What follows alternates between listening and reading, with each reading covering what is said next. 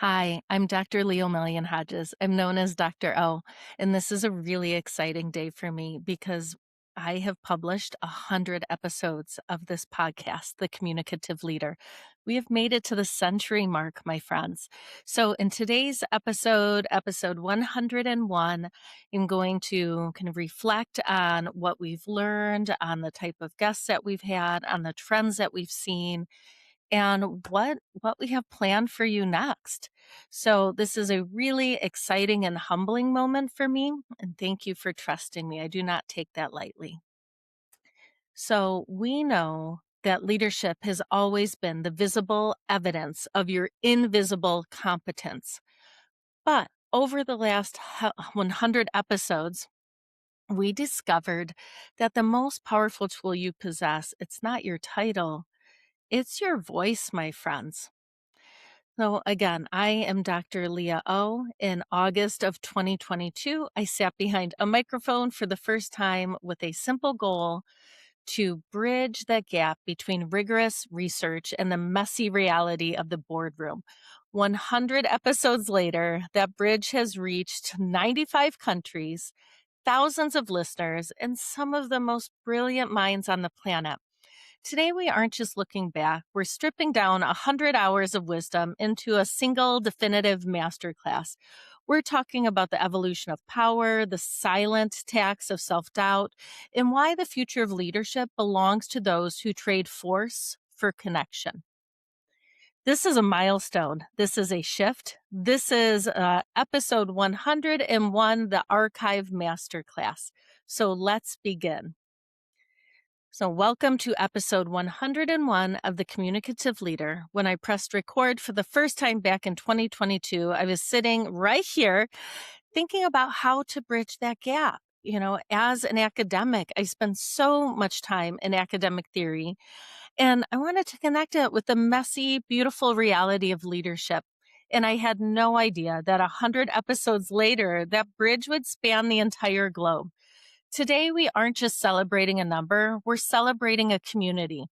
Our data shows that we're currently being heard in 925 cities across 95 countries and territories. Oh my goodness, think about that for a second. Whether you're listening on your commute in New York or Chicago, Boston or Detroit, or you're tuning in from Los Angeles or British Columbia, you are part of this global collective. But the reach goes so much further. We have listeners in Madrid, Valencia, Saxony, to those in London, Liverpool, the borough of Hackney, our community in Dublin and Brussels and Paris. Thank you. We're reaching Helsinki and Copenhagen and Stockholm and Amsterdam. We're in Belgrade and Rome and Milan. My friends, I have goosebumps. We've crossed into Cairo and Tel Aviv. We've landed in Singapore and Tokyo and Bangkok, Hong Kong. We have listeners in Marrakesh and in Moscow, from Sao Paulo, Rio de Janeiro to Mexico City, right? We've even reached Saipan, San Juan, and the Sunshine Coast in Queensland. Whether you're in Alberta, Quebec, or Brisbane, the data is clear. 49% of you listen on your mobile devices. Likely while you're in the thick of your day, 44% of you are sitting at your computers in places like Cambridge or Bavaria, taking notes and doing the hard work of leading. You are the 95 countries that prove leadership communication is a universal language of our time. So now I want to pull the curtain back on how we actually got here, because the evolution of the show has mirrored the very leadership journey that we talk about every week. This podcast began modestly, and in many ways, it really still is. It is just me. It is fueled by coffee and curiosity.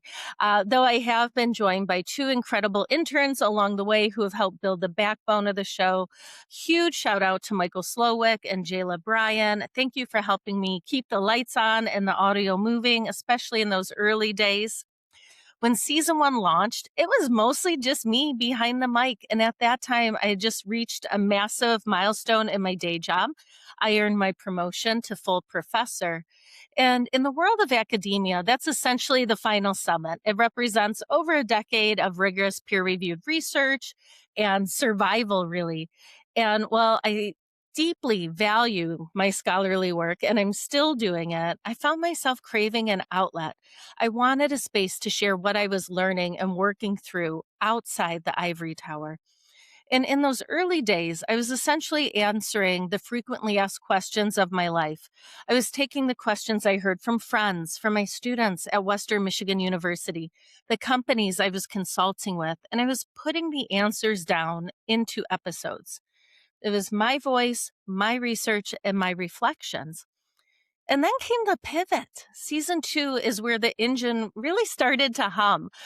We brought on more guests, though I was still very much leading the way. But by season 3, less than a year after we started, the show underwent a fundamental transformation. Every episode became guest centered. It was a huge moment for me personally. I realized that the best way to serve you, the listener, wasn't just to give you my answers and my perspective, but to step back and welcome these world class experts into the room.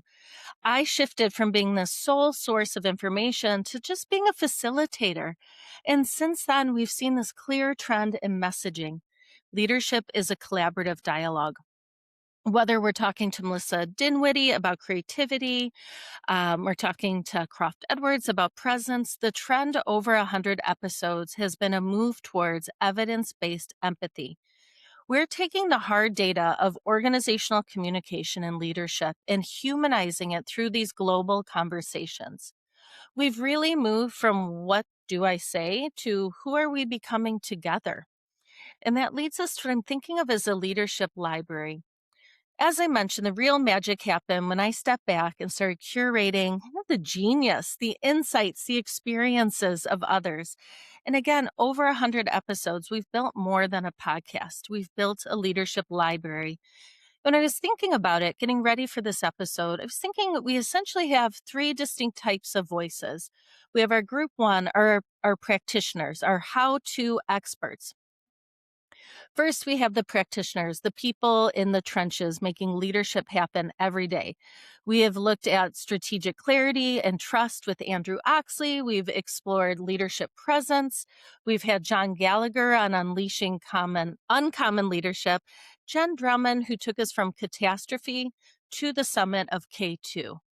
They provided the how for our listeners in London and Tokyo and Chicago who need to lead that meeting tomorrow morning. Group two are academics, our researchers, our data driven voices. This is my home base, right? The researchers. Because we are an evidence based show, I've been honored to host voices that bring the data. We've had Dr. Alex Lyon, Dr. Julian Miraval, mapping out blueprints for effective communication. We've looked at manager metaphors with Dr. Scott Shank and explored business ethics with Dr. Ryan Beisel. These conversations ensure that what we discuss, it's not just good advice, it is proven data-driven strategy. It's a difference between a gut feeling and a validated framework.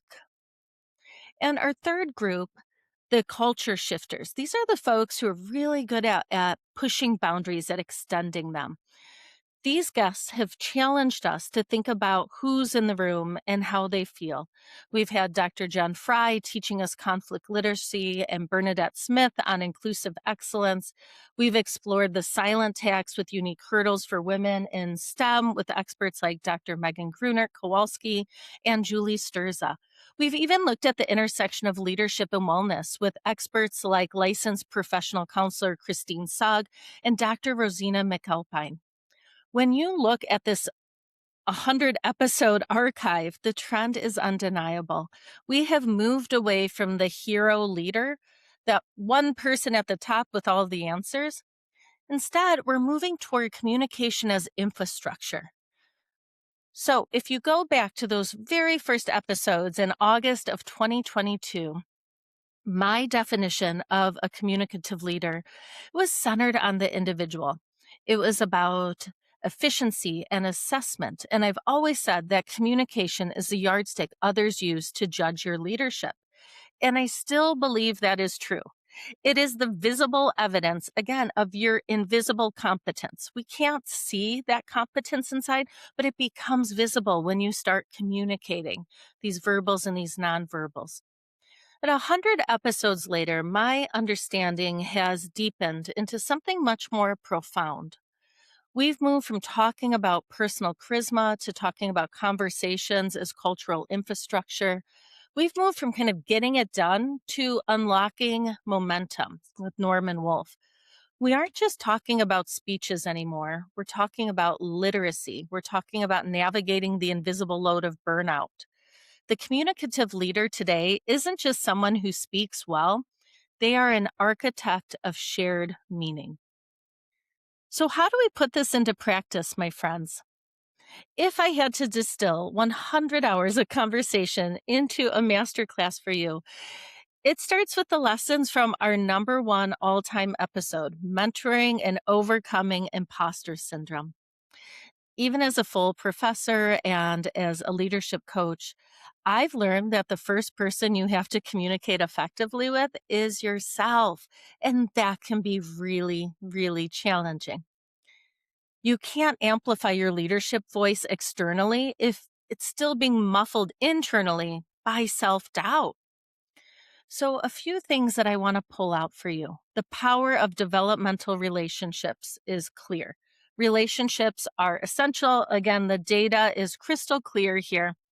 Those with mentors earn higher salaries, they get promoted more frequently, they report higher job satisfaction.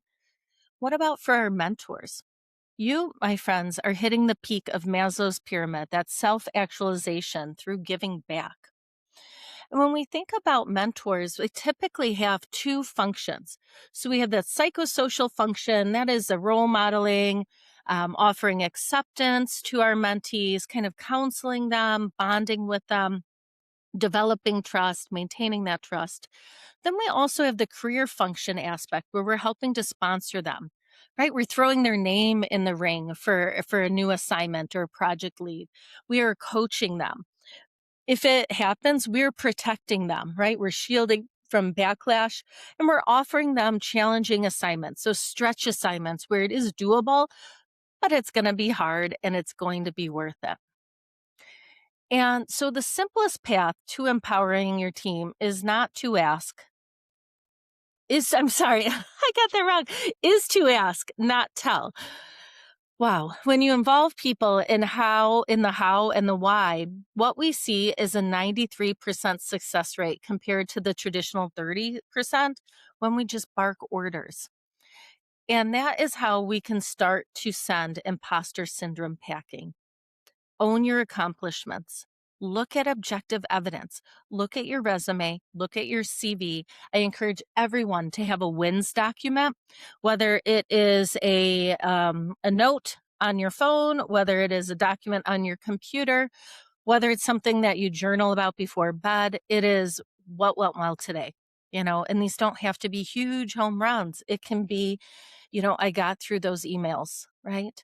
I I was really proud of how I interacted with colleagues in that contentious meeting, right? So own those accomplishments, return to them, stop comparing, right? Comparison is a thief to your own progress. Doesn't matter what others are doing. As long as you have a goal and you're making intentional steps toward it, you are succeeding. And again, I cannot stress the importance of tracking your wins. Keep that win list where it is handy. Other thing I want you to think about when we're still considering mentoring, when we're thinking about defeating imposter syndrome, it's the Pygmalion effect. And what this concept tells us is that high expectations lead to high performance. What you expect from yourself and for your team, you're more likely to achieve it. So, again, set that high goal, make sure it's attainable. Right? We don't want to set ourselves up to be unsuccessful with something that is not realistic, is not actually um, able to be accomplished with our resources or with the timing, but set that high expectation that is doable, but it is going to ask a lot of you, and you're more likely to get there. So now I want us to kind of think about, the journey ahead. What is that? So I divided this into a couple phases. So phase one, find your footing. Big mountains, take big teams. Prioritize people over peaks. If that path is blocked, acclimatize. Seek life integration, not balance. One thing I think about often is from John Gallagher, and he talked about identifying the glass balls, like family in your life. Protect them at all costs. Rubber balls, like maybe that project you really want to get out, but it's okay if it waits another day or another week. It's not going to break. We drop family, drop the ball on family, that glass ball, that one's going to break and do some damage, right? Phase two, expanding the horizon. I want you to adjust that global and that cultural lens. Right? I want you to stop minimizing differences and start adapting to them. We think about communication accommodation theory, and it is a simple theory and one where it's acknowledging the best communicators, right? And when we have the strongest communicators, they're also demonstrating the strongest leadership skills. They are the ones who will adjust to meet their relationship partner, to reach the person that they're connecting with, rather than expecting others to accommodate to them. When we take that step back and we start to adapt to others rather than asking them to always meet our needs, it is going to be really fun when you recognize all of the benefits that come with that, right?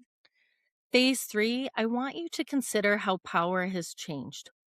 Trade force for smart power. Real power is found in the courage to merge, to collaborate, to create a third alternative, a third transformative reality. Vulnerability is a superpower. It can be really scary. But again, culture eats strategy for breakfast. These are some of these thoughtful takeaways from these conversations we've had over the last few years. Phase four, the communicative edge. I want you to choose clarity over complexity. I want you to get used to asking others, what should we do here? What are your thoughts? What am I missing? Right? What haven't we considered? Don't just tell them.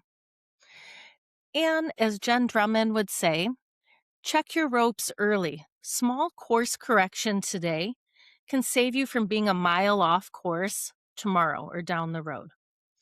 And that leads us to phase five, mastery and legacy.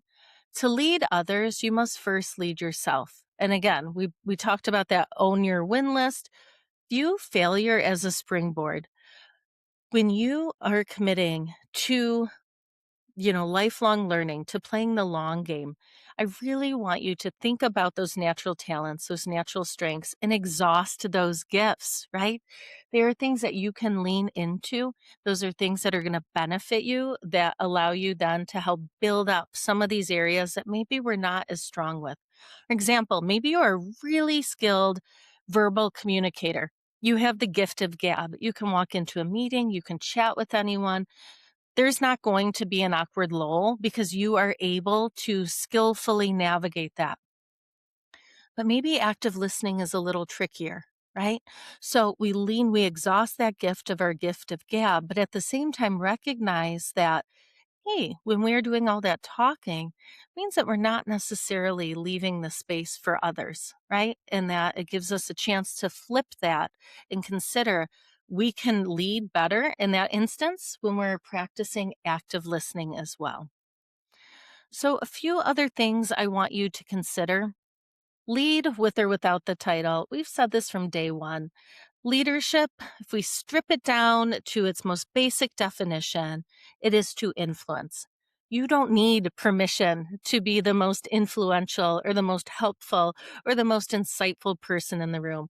You don't need to go through an interview process for that, or take on the stress and responsibility of leading others.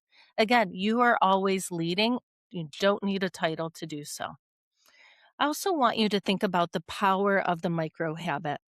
Real change, it's not sexy. It is built in small, boring moments.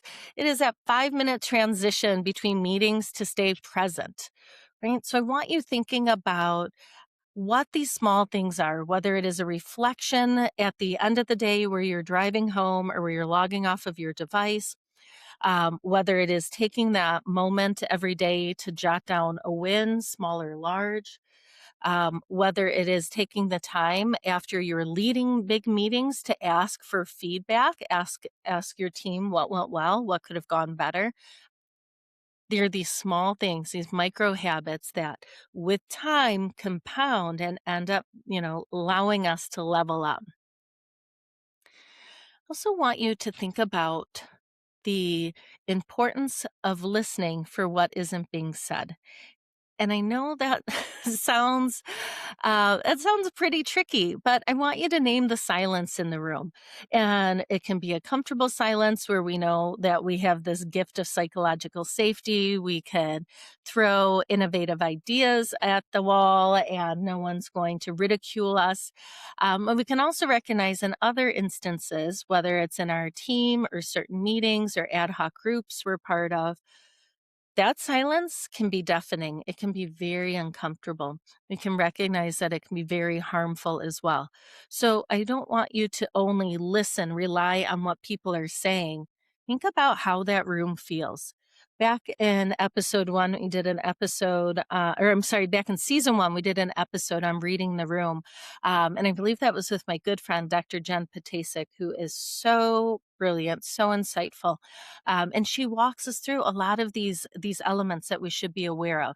If that is a way, again, if you're a titled leader, check in, see how that feels, ask people. If you're not, look and see if it's a group you're not really enjoying being part of, it might be because of what's not being said, that safety isn't there.